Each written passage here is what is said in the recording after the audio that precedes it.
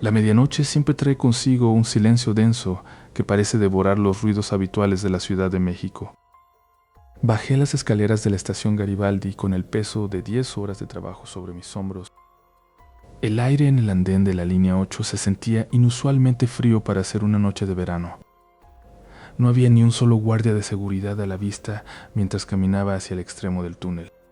Un chirrido metálico anunció la llegada del último tren, resonando como un grito en el vacío. Las puertas se abrieron con un suspiro neumático que pareció durar una eternidad. Entré al penúltimo vagón y elegí un asiento cerca de la ventana, esperando llegar pronto a casa. Al principio pensé que estaba completamente solo hasta que el tren comenzó a avanzar.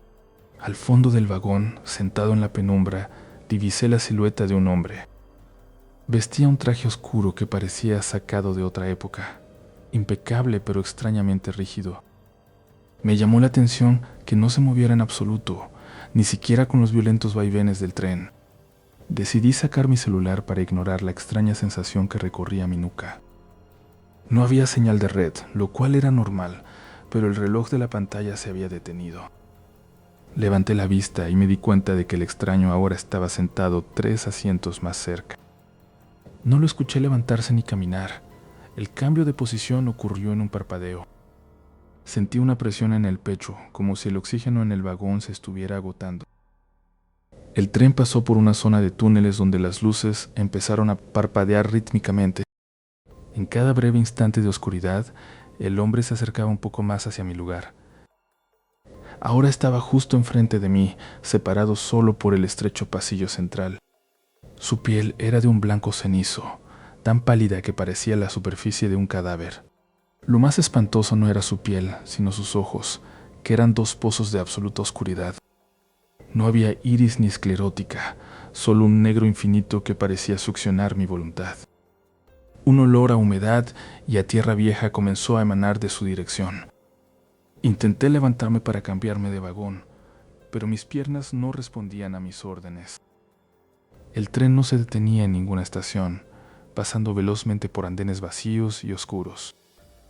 El hombre de ojos negros inclinó su cabeza lentamente, como un animal estudiando a su presa. De su boca entreabierta salió un susurro que no era humano, sino un eco de 1000 voces sufriendo. Cerré los ojos con fuerza y comencé a rezar la única oración que recordaba de mi infancia. Podía sentir su presencia gélida inclinándose sobre mí, invadiendo mi espacio personal. Un frío punzante me recorrió el brazo cuando sentí que algo rozaba mi chaqueta. De repente, los frenos del tren chirriaron con una fuerza que me lanzó contra el asiento delantero. Abrí los ojos y me encontré en la estación Constitución de 1917, el final de la línea. El vagón estaba vacío, el hombre de los ojos negros se había esfumado sin dejar rastro. Salí corriendo del tren, tropezando con mis propios pies mientras subía hacia la salida. Al llegar a la calle, el aire fresco de la noche me devolvió un poco de cordura. Busqué mi teléfono para llamar a mi esposa, pero noté algo extraño en mi mano. En la palma de mi mano derecha había una mancha negra que parecía tinta, pero no se quitaba. La mancha tenía la forma exacta de una huella dactilar, pero era más grande de lo normal. Miré hacia atrás, hacia la entrada del metro, y creí ver 2 puntos negros observándome desde la escalera. Caminé rápido hacia mi casa, sintiendo que algo me seguía desde las sombras de los edificios. Al llegar a la puerta de mi edificio, me di cuenta de que las luces de todo el bloque estaban apagadas. El silencio en mi calle era idéntico al silencio del vagón de la línea 8. Escuché un paso pesado detrás de mí, justo cuando introducía la llave en la cerradura. Una voz seca, como el crujir de hojas muertas, susurró mi nombre completo desde la oscuridad. Al girarme para ver quién era, la puerta se abrió sola y una sombra alta me esperaba en el pasillo de mi propio hogar. El aire se congeló en mis pulmones mientras la sombra alta bloqueaba la única salida de mi pasillo. Mis dedos temblaban violentamente al intentar encender el interruptor de la luz a mi lado. El clic del interruptor resonó en el silencio, pero la bombilla solo emitió un destello agonizante antes de morir. Podía sentir un olor a ozono y tierra húmeda emanando de la figura que se acercaba sin hacer ruido. Retrocedí tropezando con una pequeña mesa de madera, derribando un florero que se hizo añicos. El estruendo del barro rompiéndose pareció alimentar la oscuridad de la habitación. Corrí hacia mi habitación y cerré la puerta con llave, hundiendo mi peso contra la madera. Del otro lado, escuché un rasguño rítmico, como si garras largas acariciaran la superficie de pino. Busqué desesperadamente en mi cajón, hasta que mis dedos tocaron el frío metal de un viejo rosario. Comencé a rezar en voz baja, sintiendo que mis labios apenas podían articular las palabras sagradas. La temperatura de la habitación descendió tanto que mi aliento comenzó a formar una neblina blanca. De repente, la sombra atravesó la rendija inferior de la puerta como si fuera humo negro. Me puse de pie y alcé el rosario, gritando con una fuerza que no sabía que poseía. La entidad se detuvo, vibrando con un zumbido que hacía doler mis oídos. Un destello de luz plateada pareció emanar de las cuentas del rosario, iluminando el rostro vacío de la sombra. Con un chillido inaudible que resonó en mi mente, la figura se desvaneció en el aire. Caí de rodillas, el sudor frío empapando mi camisa mientras el silencio regresaba. Sabía que esto no era el fin, sino solo una tregua en una guerra espiritual que apenas comprendía. Al amanecer, decidí visitar a mi tía, una mujer que conocía bien los secretos de la protección antigua. Ella me recibió con una mirada de reconocimiento antes de que yo pudiera decir una palabra. El interior de su casa olía intensamente a copal y hierbas secas que colgaban del techo. Me explicó que lo que me seguía era un acechador de umbrales, atraído por mi miedo en el metro. Ella preparó un amuleto con ruda, sal y un pequeño trozo de obsidiana negra. Mientras ella hablaba, noté que las sombras en las esquinas de su habitación parecían moverse por voluntad propia. Ella me advirtió que la revelación espiritual vendría con un precio. Vería cosas que otros ignoran. Salí de su casa sintiendo un peso extraño en el pecho, como si mi alma estuviera ahora expuesta. Cada rincón oscuro que pasaba parecía contener un par de ojos invisibles observando mi progreso. Llegué a una parada de autobús y vi a una mujer de pie, cuya piel se veía extrañamente traslúcida. Nadie más parecía notar su presencia mientras subían al transporte público. Apreté el amuleto en mi bolsillo, sintiendo el calor punzante de la obsidiana contra mi palma. Una sensación de soledad absoluta me invadió al darme cuenta de que mi mundo había cambiado para siempre. Al llegar a mi edificio, las luces del rellano parpadeaban con un código que no podía descifrar. En la pared de mi entrada, encontré una marca de ceniza que no estaba allí cuando salí. El símbolo representaba una mano abierta con un ojo en el centro, chorreando un líquido negro.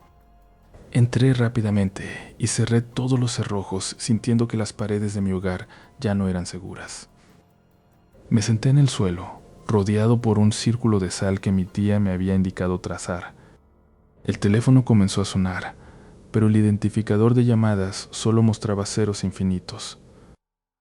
Cuando contesté, solo escuché el sonido de una respiración pesada y el ruido de una carretera lejana. Una voz susurró mi nombre, pero sonaba como si miles de personas lo dijeran al unísono. De repente, un golpe violento sacudió el suelo bajo mis pies, y las paredes comenzaron a gritarse, revelando algo antiguo oculto detrás. El estruendo en la casa todavía resonaba en mis oídos mientras corría desesperadamente hacia mi viejo vehículo. Mis manos temblaban tanto que apenas pude encajar la llave en la cerradura de la puerta del conductor.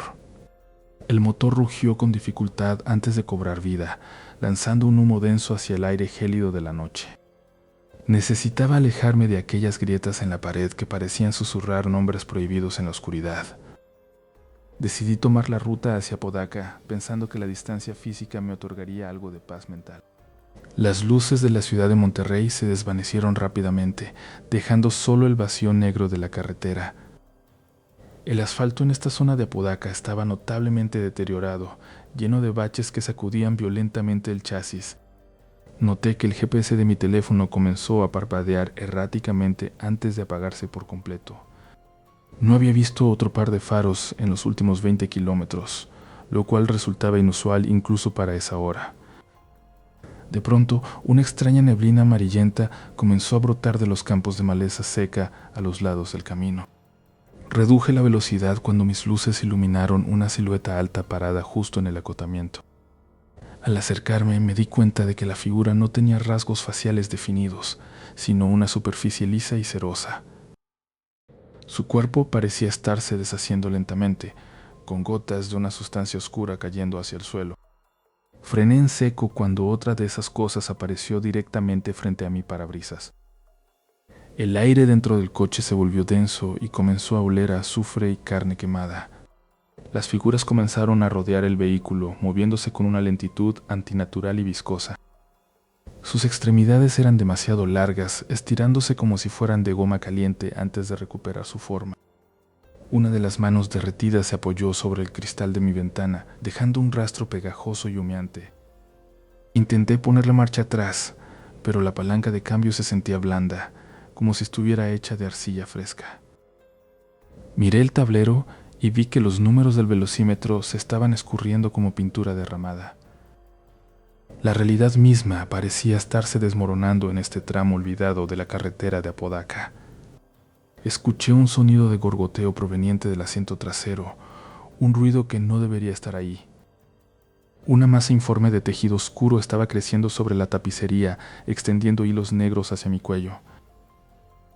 Abrí la puerta de un golpe y me arrojé hacia el asfalto, prefiriendo enfrentar a los seres exteriores que lo que había dentro.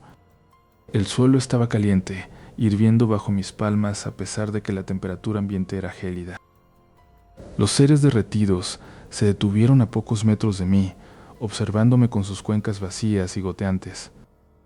Uno de ellos extendió un dedo deforme y señaló hacia el horizonte, donde la carretera se perdía en un abismo. Sentí que mis propias piernas comenzaban a perder solidez, volviéndose pesadas y difíciles de mover. Me negué a convertirme en uno de ellos y comencé a arrastrarme hacia la maleza, lejos del asfalto maldito. La neblina se cerró sobre mí, ocultando el coche y a las figuras que lo custodiaban. Caminé durante lo que parecieron horas por el campo, guiado solo por un instinto primitivo de supervivencia. Finalmente, divisé las luces de una pequeña estación de servicio a lo lejos, un faro de civilización en el caos. La estación parecía antigua, con bombas de gasolina que pertenecían a otra década. Un hombre canoso estaba sentado en una mecedora bajo el porche, fumando un cigarrillo que no emitía humo. Cuando me acerqué, el hombre no se movió, pero sus ojos me siguieron con una intensidad inquietante. Me preguntó si venía de la carretera de las sombras derretidas, como si fuera un destino común. El anciano señaló hacia un mapa en la pared que mostraba rutas que no existían en ningún atlas oficial. Me advirtió que el camino a Zacatecas era el único que quedaba abierto para aquellos que aún tenían alma. Un escalofrío me recorrió la espalda al notar que la sombra del hombre en el suelo tenía dos cabezas. Sin decir palabra, me entregó una llave oxidada y me indicó que subiera a un autobús que acababa de detenerse. El autobús era negro mate, sin ventanas y con un motor que sonaba como un lamento humano constante. Subí los escalones y me encontré con una niña pequeña sentada en la primera fila, sosteniendo una muñeca sin ojos. Ella me miró y sonrió, revelando filas de dientes afilados como agujas. Las puertas del autobús se cerraron con un crujido metálico definitivo, sellándome en su interior. Cuando el vehículo arrancó, miré por la rendija de la puerta y vi que la estación de servicio ya no estaba allí, solo un vacío infinito. El asfalto parecía estirarse eternamente bajo las ruedas mientras dejaba atrás el vacío de Apodaca. Los mapas no mostraban ninguna población cercana, pero las señales oxidadas indicaban el camino hacia Beta Grande. El aire en esta parte de Zacatecas se sentía denso y cargado con el olor a tierra seca y olvido. Llegué a la entrada del pueblo justo cuando el sol comenzaba a teñir el horizonte de un rojo violento. Las casas de adobe se desmoronaban como castillos de arena bajo el peso de los años. No había ni un solo perro ladrando, ni el canto de un ave que rompiera el silencio absoluto. Detuve el motor frente a lo que parecía ser la única tienda con la puerta entreabierta. Mis pasos sobre la madera podrida del porche sonaron como disparos en medio de la quietud. En una esquina de la sombra, un anciano estaba sentado en una silla de mimbre tan vieja como él. Saludé con cautela, pero el hombre no hizo el menor gesto de haberme escuchado. Su piel tenía el color de la ceniza y sus ojos parecían mirar algo situado más allá de este mundo. De repente, una niña pequeña salió del interior de la tienda arrastrando una muñeca de trapo sucia. La pequeña se detuvo a pocos metros de mí y me clavó una mirada gélida que me erizó la piel. ¿Buscas el camino de regreso?, preguntó ella con una voz que sonaba demasiado adulta para su cuerpo. Asentí confundido mientras intentaba ignorar el hecho de que la niña no parpadeaba. El anciano finalmente habló, emitiendo un sonido que recordaba al crujir de hojas secas bajo el pie. Aquí no hay caminos para los que todavía respiran como tú, sentenció sin mirarme. Noté entonces que las sombras de ambos no se movían con la luz del sol. Retrocedí un paso y sentí que la temperatura del aire descendía drásticamente a pesar del calor del desierto. La niña señaló hacia el final de la calle principal, donde una bruma espesa comenzaba a surgir de la nada. Si cruzas ese puente antes del mediodía, tal vez conserves tu nombre, susurró ella. Mis ojos se desviaron hacia la muñeca de la niña y vi con horror que estaba hecha de cabello humano real. El pánico comenzó a invadirme y corrí de regreso hacia mi vehículo sin mirar atrás. Las llaves me temblaban en la mano mientras intentaba desesperadamente abrir la puerta del coche. Al entrar, miré por el retrovisor y vi que el anciano y la niña ya estaban de pie justo detrás del parachoques. No habían caminado, simplemente se habían materializado allí en un abrir y cerrar de ojos. Arranqué el motor y el estruendo pareció despertar a los fantasmas de las casas circundantes. Rostros pálidos comenzaron a asomarse por las ventanas rotas de las ruinas de adobe. Aceleré a fondo, sintiendo que los neumáticos patinaban sobre la tierra suelta de Beta Grande. El puente de piedra que mencionó la niña apareció ante mí, envuelto en una neblina que no debería existir. Justo al llegar a la mitad del puente, el motor tosió y se apagó por completo. Grité de frustración mientras giraba la llave una y otra vez sin obtener respuesta. El silencio regresó, pero esta vez estaba acompañado por un golpeteo rítmico en el techo del coche. Miré hacia arriba y vi cómo el metal del techo se hundía ligeramente bajo un peso invisible. Abrí la puerta y salí corriendo, prefiriendo enfrentar la niebla que lo que fuera que estaba sobre mí. Al final del puente, la niebla se disipó y me encontré en un cruce de caminos que no conocía. Un letrero de madera apuntaba hacia una dirección opuesta a la que yo creía llevar. Escuché risas infantiles flotando en el viento, pero no había nadie a la vista en kilómetros. Me di cuenta de que mi reloj se había detenido exactamente en el momento en que hablé con el anciano. Al mirar mis manos, noté con pavor que mi piel empezaba a tomar el mismo tono cenicizo de los habitantes de Beta Grande. Entonces, desde la oscuridad del camino, vi aparecer una figura familiar que sostenía mi propia cartera, la cual juraría que estaba en mi bolsillo. El frío recorrió mi columna vertebral mientras veía mi propia cartera en las manos de aquel anciano espectral. Metí la mano en mi bolsillo y sentí el vacío absoluto donde debería estar mi identificación. La niña que acompañaba al viejo comenzó a reír con un sonido que recordaba al cristal rompiéndose. Intenté retroceder hacia mi vehículo, pero mis pies se sentían pesados como si estuvieran enterrados en cemento. El anciano extendió el brazo y dejó caer el objeto al suelo polvoriento del camino. En ese momento las luces de un auto que pasaba iluminaron un letrero oxidado que indicaba la curva de Beta Grande. Recordé de golpe las historias que mi abuelo contaba sobre el accidente de 1984 en este mismo tramo. Un autobús de peregrinos se había despeñado por el barranco tras fallar los frenos en la oscuridad. Las víctimas nunca pudieron ser identificadas del todo porque el fuego consumió sus documentos. Ellos no buscaban hacerme daño, sino recuperar la identidad que las llamas les arrebataron. Sin embargo, el aire comenzó a espesarse con un olor a caucho quemado y gasolina vieja. Escuché gritos lejanos que parecían venir desde el fondo del precipicio. El anciano señaló hacia el fondo con un dedo largo y amarillento. Me acerqué a la orilla, impulsado por una curiosidad mórbida que no podía controlar. Allí abajo, entre los restos de metal retorcido, vi algo que me heló la sangre. Una pila de carteras de cuero nuevas estaba amontonada sobre un asiento quemado. Eran las pertenencias de todos los viajeros que habían pasado por aquí en la última década. Los aparecidos estaban coleccionando las vidas de los vivos para reemplazar la suya. Sentí una mano pequeña y fría apretando mi muñeca con una fuerza sobrehumana. «Danos tu nombre», susurró la niña con una voz que no pertenecía a este mundo. Forcejeé para soltarme, pero mis fuerzas se desvanecían como si me estuvieran drenando la energía. Cerré los ojos con fuerza y comencé a rezar la única oración que recordaba de mi infancia. Un repentino estruendo de un camión de carga rompió el silencio sepulcral de la noche. La presión en mi muñeca desapareció instantáneamente cuando el aire fue cortado por el paso del vehículo. Miré a mi alrededor y no había rastro del anciano, ni de la niña ni de la cartera en el suelo. Me puse de pie y corrí hacia mi coche, escuchando el eco de mis propios pasos sobre el pavimento. Encendí el motor y aceleré sin mirar atrás, temiendo ver sus rostros en el espejo retrovisor. Pasé por una pequeña capilla a la orilla del camino dedicada a los difuntos del accidente. Vi fotos antiguas pegadas en las paredes de la capilla que me hicieron frenar bruscamente.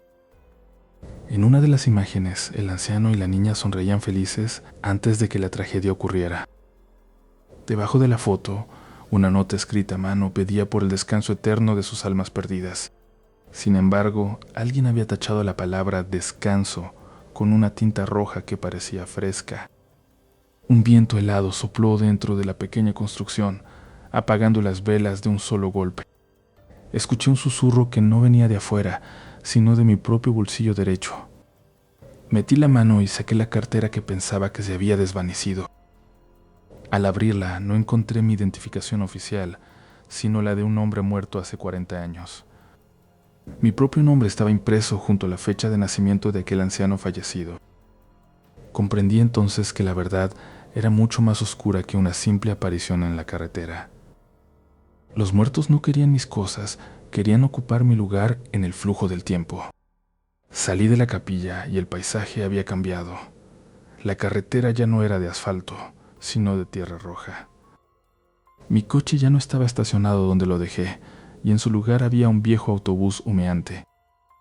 La niña apareció de nuevo frente a mí, pero esta vez llevaba mis llaves en su pequeña mano. «Tu viaje termina aquí, pero el nuestro apenas comienza», dijo ella con una voz profunda. Mientras el autobús comenzaba a avanzar solo, sentí como mis propios recuerdos se desvanecían para ser reemplazados por los de una vida que no era la mía. Desperté con el sabor metálico de la sangre en mi boca y el frío del concreto bajo mis mejillas. Aquellos recuerdos ajenos que me invadieron en el autobús se sentían ahora como cicatrices frescas en mi mente. Al levantar la vista, me di cuenta de que ya no estaba en la carretera de Zacatecas.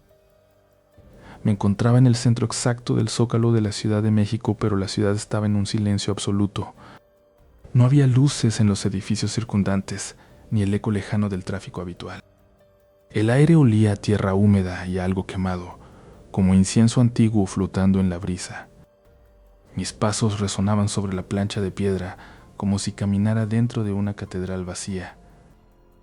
Noté que las grietas en el suelo no eran aleatorias, sino que formaban patrones que recordaban a glifos olvidados. Una vibración profunda comenzó a emanar desde las profundidades del subsuelo, justo debajo de mis pies. El suelo comenzó a exhalar un vapor denso que ocultaba la base de la catedral metropolitana. Entre la niebla vi una silueta que superaba por mucho la estatura de cualquier hombre mortal. La figura vestía capas de piel oscura y un penacho cuyas plumas parecían estar hechas de humo sólido. Su rostro era una máscara de obsidiana pulida que reflejaba un cielo que no tenía estrellas. Al moverse, el sonido de cientos de cascabeles de cobre llenó el aire con un ritmo hipnótico. Intenté correr, pero mis piernas se sentían pesadas, como si la gravedad de ese lugar me reclamara. Una voz que no provenía de una garganta, sino del mismo aire, retumbó en mi pecho. Me llamó por un nombre que yo no reconocía, pero que resonó en lo más profundo de mi alma. La entidad extendió una mano huesuda adornada con anillos de jade y oro viejo. Comprendí que el Zócalo no era solo una plaza, sino el techo de un reino que exigía tributo.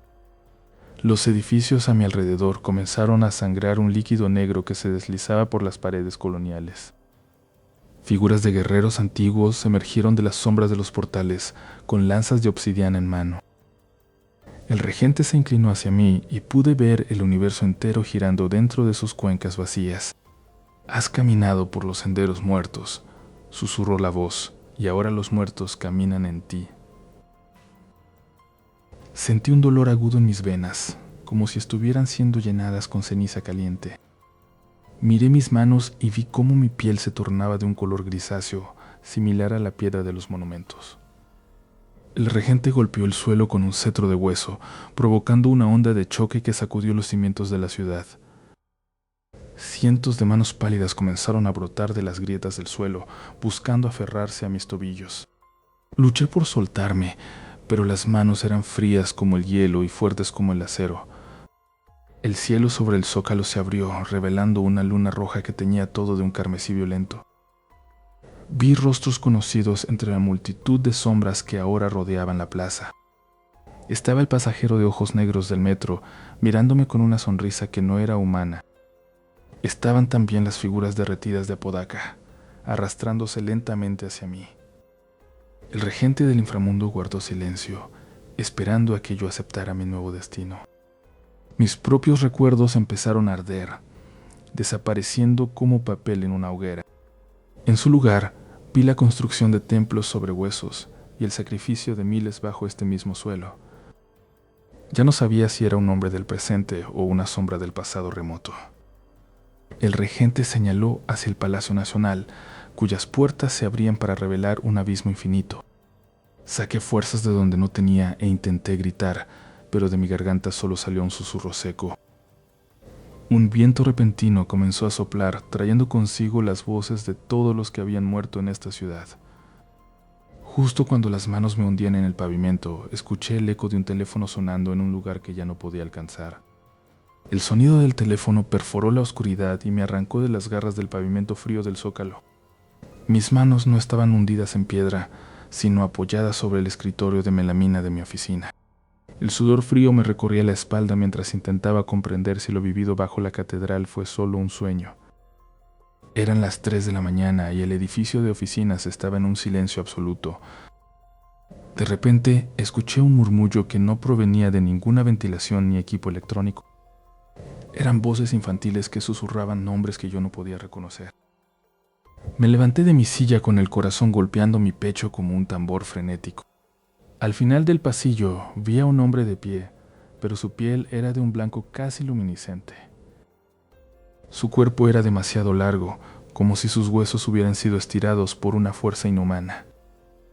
La entidad no tenía rostro, solo una superficie lisa y pálida donde deberían estar sus ojos. Retrocedí lentamente, pero las voces en mi oído se volvieron más claras y demandantes. «Ayúdanos», decían las voces, con una tristeza que calaba hasta la médula de mis huesos. Una de las entidades palidísimas se deslizó por el techo sin hacer el menor ruido. Corrí hacia el ascensor, pulsando el botón con una desesperación ciega. Las puertas se abrieron lentamente, revelando un interior lleno de una neblina grisácea. Dentro del ascensor estaba el pasajero de ojos negros que había visto en la línea 8. Comprendí que no podía escapar porque todas estas historias estaban conectadas entre sí. El zócalo, la carretera de Apodaca y este edificio eran puertas a una misma oscuridad. Las sombras de mis compañeros de trabajo se alargaron hasta convertirse en figuras derretidas. Escuché el llanto de la niña de Zacatecas resonando en los conductos del aire acondicionado. La realidad se estaba desmoronando, dejando ver el inframundo que siempre estuvo debajo. Me puse de pie y decidí dejar de correr ante lo inevitable. Cerré los ojos y sentí la presencia de miles de almas que habitan la Ciudad de México. No son monstruos, son recuerdos que se niegan a ser olvidados por el tiempo. El hombre pálido se detuvo frente a mí y extendió una mano que olía a tierra vieja. En ese momento comprendí que mi destino era ser el cronista de estas sombras. El terror se transformó en una extraña comunión con lo inexplicable. Las luces de la oficina dejaron de parpadear y el silencio se volvió acogedor. Salí del edificio mientras el sol comenzaba a iluminar las cúpulas de la ciudad. Caminé de nuevo hacia el zócalo, pero esta vez no sentía miedo. Vi a la gente despertando, ajena a los horrores que acechan en las esquinas de la realidad.